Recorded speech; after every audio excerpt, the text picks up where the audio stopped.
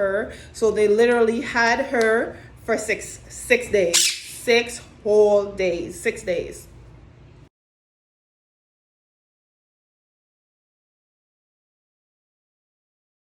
Hey guys, welcome back to our channel. That's Destiny White, the albino quaker parrot.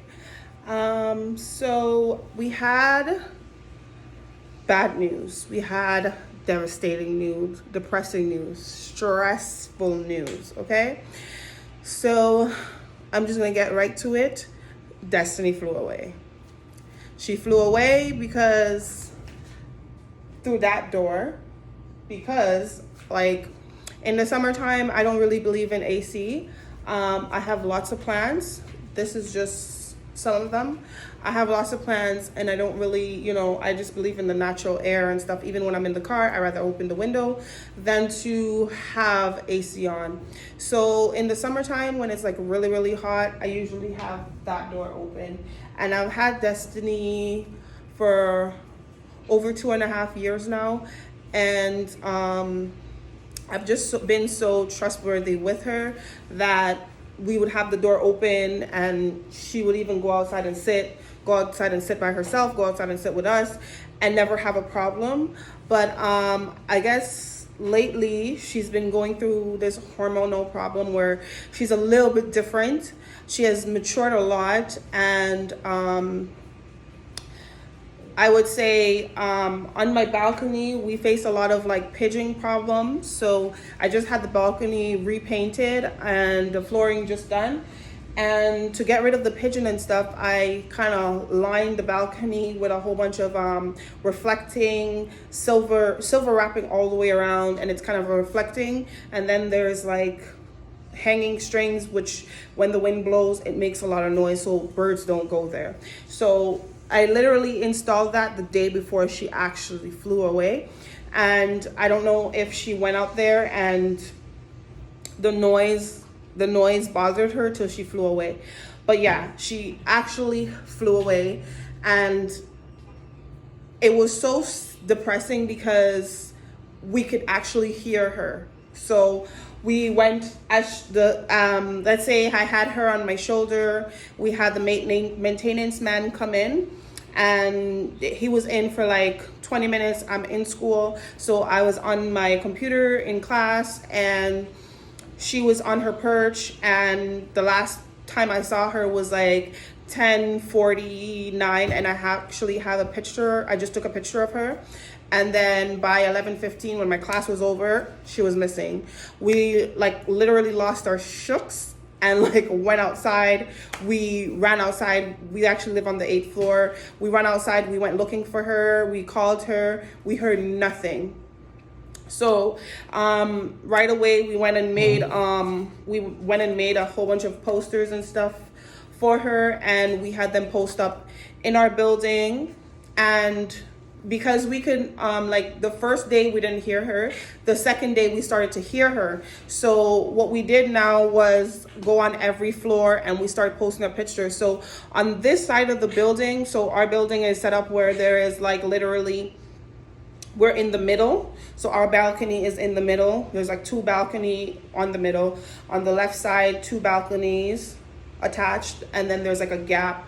The other side is a gap, and then there's 2 balconies on that side. So on our side, we're at the end. So then we are right beside the gap, and then there's 2 balconies beside. So when we go outside, like the next day, the day when she went missing, it was like a nice windy, hot day. But then the day after she went missing, it was really, really rainy. So I was like outside with my umbrella, my kids and I outside under our umbrella. We're calling her. We can literally hear her answering us. So we thought that she was someone on this side has her in their apartment. You can literally hear her, but you know that she's inside because the sound is always coming from the same direction. And we're calling and she's responding very angrily. So we know that she's agitated and upset. That was the second day. And the third day, the fourth day, like literally me being stressed out, literally I would even like see we started to see a lot of like white birds flying around, and I'm always like, Shamar, there she is, there she is. Then we go outside, it's like a big seagull, but from far it just looks like this really tiny bird. So we would call her, and we literally hear her answering. And every day I'd be like, you know what, Rochelle, like, you just have to accept the fact that she's gone. A lot of people have lost their birds. Professional people, professional bird keepers, bird owners, they have lost their birds and they've never came back. So I just kind of had the incentive to like, she's not gonna come back. Get over it. The first day I bawled like crazy. The second day I kind of was like, she's gone. It's stressful. Just get over it. The third day, when I start hearing her answering me, I was just like, no, she's in someone's apartment. I want my bird back. And literally on the fourth day, we start going around to everybody's apartment, literally knocking on the door for every single apartment on that side, and nobody had her. So it was kind of depressing because you can actually hear her answering. So on the sixth day, skip to the sixth day, we actually found Destiny on the sixth day.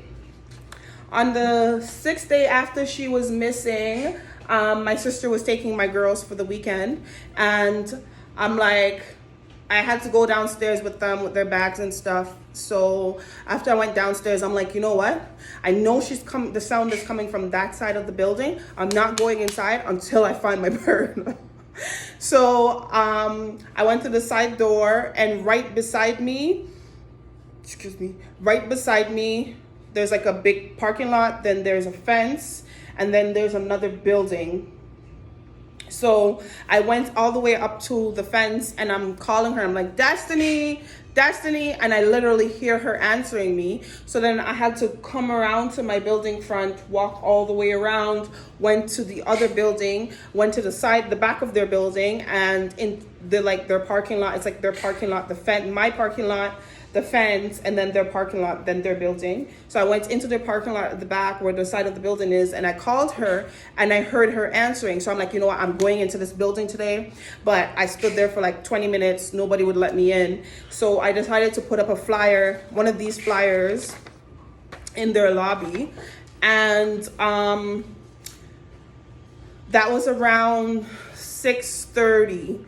Around 9:30, 10 o'clock, I received a phone call while I was talking to my girls. And I created don't everybody try to call me. This is like a text me number I created. I created a text me number because I didn't really want to like put my own phone number out there. So I created a text me number just for her. So about on my phone that I'm not using. So I'm on my real phone FaceTiming with my girls. And about 10:30ish, I would say, I received a phone call, and I'm like, Shamara, that's Destiny. And I answered the phone, and it was this nice family. It's a nice Indian family. He called me, and he's like, I just seen your flyer in my lobby, and I believe I have your bird. And then he's like, I'm on this floor, you can come right now, just buzz me when you're downstairs, this is my buzzer number. And I literally ran, like sweating, hang up the phone on my girls. I didn't even say bye. I hung up the phone, and I literally ran, and I'm like, I just got rid of her carrier bird cage, the small thing I would usually carry her outside, but I just got rid of it because I'm like, oh, I trust Destiny so much that I could just, anywhere I go, I was just gonna bring her on my shoulder. But with animals or birds, never underestimate them. Never think, oh, they will never fly away. They will never run, like, they will never go missing. They're animals. Their animal instinct will kick in, and they will do whatever they want to do. So it was about I went there like literally half an hour later. I brought the big hefty cage with me, and I literally walked all the way around there, and I'm sweating, and I'm like, oh, I'm gonna cuss this bird, I'm gonna cuss her. because I told my kids, like, when I find her, I'm gonna cuss her, because I speak to my birds like I'm speaking to one of my kids. So I told my girls that I'm gonna cuss her. And I went to his house. His family was so welcoming. His mom was there, his dad was there. Apparently his dad was back in India. He has a lot of parrots. So the father was telling me that he had a lot of ringnecks, and he's saying that Destiny's a ringneck and that she's a boy. So I was telling him, no, she's actually a Quaker parrot, and that she's albino. Whether she's a boy or a girl, I kind of believe him that she's a boy because the way she is. But we actually don't know yet because we haven't had a DNA test. But when I was buying her, the store told me that she was a girl without giving me a certificate of proving her DNA. So we still call her a girl regardless. So I don't have corona, sorry. I have allergies, bad allergies.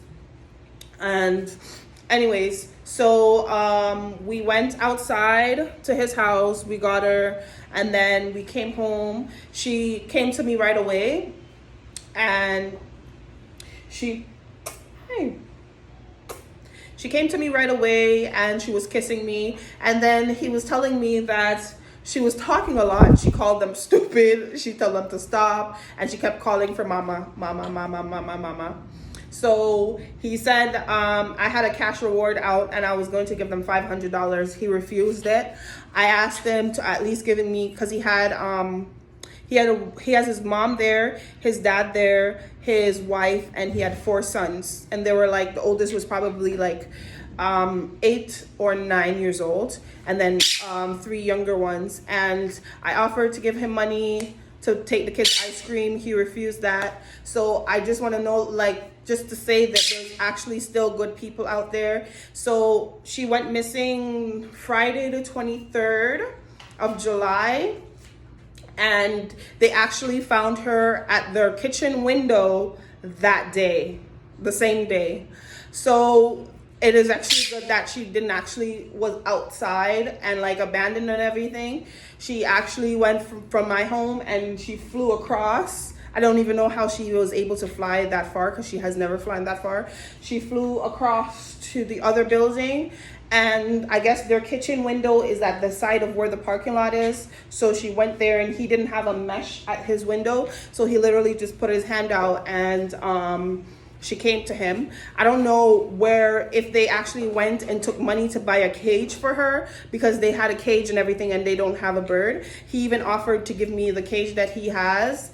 And I told him, because I had the big cage, I was like, I actually, I want them to actually get a bird for their kids, because his older son was really, really sad that Destiny was going home. So my kids and I were really actually happy to have Destiny home. She's very happy to be home. I still don't want to have her wings clipped. Come up. Good girl. I still don't want to have her wings clipped. So now I just need to be more careful with that door being open and when she's out. Other than that, the door's always open, but I just now need to be more careful because I do not want to have the same mishap happening again. So on the flyer, we put very friendly at the top, which she is. That's what one thing he said. Him and his family was saying that she's really friendly. She goes to them. She doesn't bite. She's a really good girl. And she's very talkative. And they actually fell in love with her, which was good, but sad for us because once she got home, for the first day, she was being a little different. She was being weird. The first day she came home, the second day, my kids wasn't here till the third day. So after about the third day, she became like herself again. She was fine. She's back to her talking and everything. So she's flying around, doing everything, eating properly. They fed her well. They took care of her. So they literally had her for six days. 6 whole days, 6 days. So I'm making this video a week later because like I couldn't record while everything was happening. And at first I didn't really want to say that she was missing because it was so sad for us. We were so sad and depressed. So first we didn't want to say that she was missing, but I knew on the third day, because on the first day, the second day we put up flyers, but we only put up two flyers in each elevator so that anybody was going through the elevator would see. On the third or fourth day, we started actually printing out these flyers and placing them everywhere, literally everywhere. So it's good, like, once your bird go missing, to take action.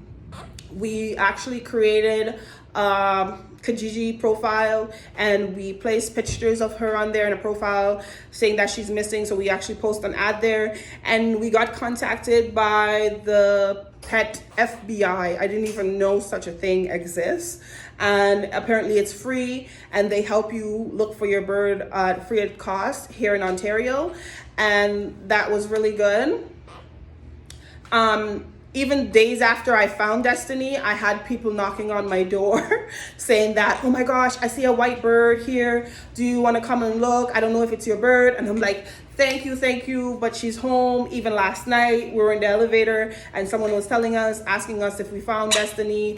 Even the management, the building that we live in, the management, he went up on the roof. He went looking for her. So everybody help us try to look for her. Everybody took it serious.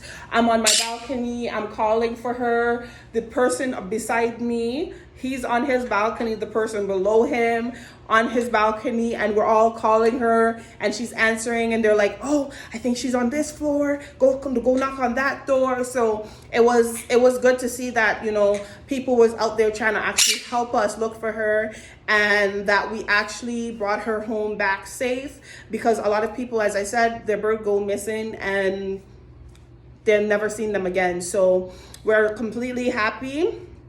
We're completely happy as a family to know that she's home and that she's home safe, and we're glad to have her back. Give me a kiss. Give me a kiss. I love you. Mwah.